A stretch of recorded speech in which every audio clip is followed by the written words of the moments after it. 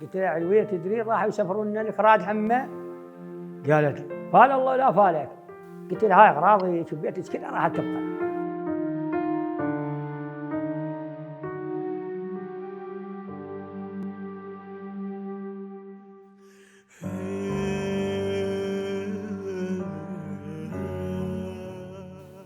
اجوا علينا بالليل الامين يا بتحضروا يا بشكوا سفركم لايران. اجيت للبيت قلت لها هاي العلويه اللي هسه قاعده يمنا. قلت لها علويه تدري راح يسافرون لك راد همه؟ قالت لي فال الله لا فالك. بالليل يجوني قالوا متحضر. قلت لهم والله متحضرين ما عندنا شيء، هو غراض ما نقدر ناخذ كل شيء الحمد لله والشكر.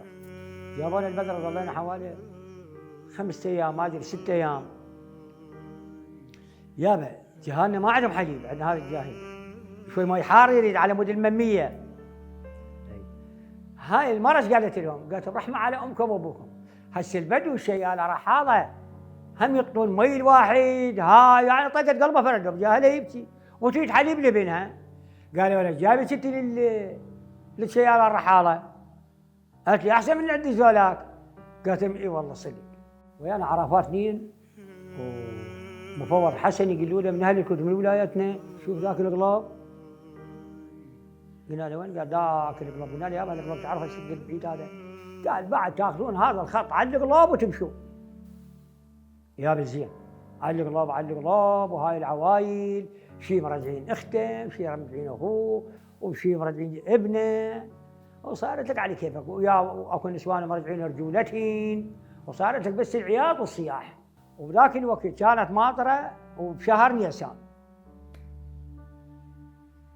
القاع ندى ومطر.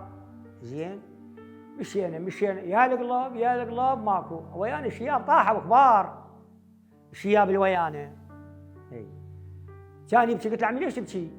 قال والله رجعوا ولدي اثنين والبنات اثنيناتهن.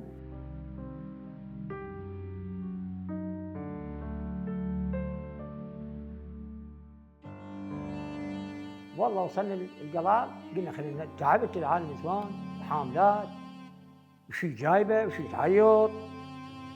والله نالت نزلنا على القلال لا مي لا اكل ولا شرب كل شيء ماكو مثلي. النوم حط راسه على حصوه وحشيش وهاي عوايل نمنا يعني نوم ايش بثواني. وجتنا السيارات العسكريه جيبات الايرانيات جنة مال الحرس. جابوا لنا خبز جابوا لنا اكل مال الله جابوا لنا ما اقول لك ما جابوا لا جابوا اكل جابوا لنا بطانيات. ترحموا بينا بانه ما خلونا مثلا على القاع ننام بعد.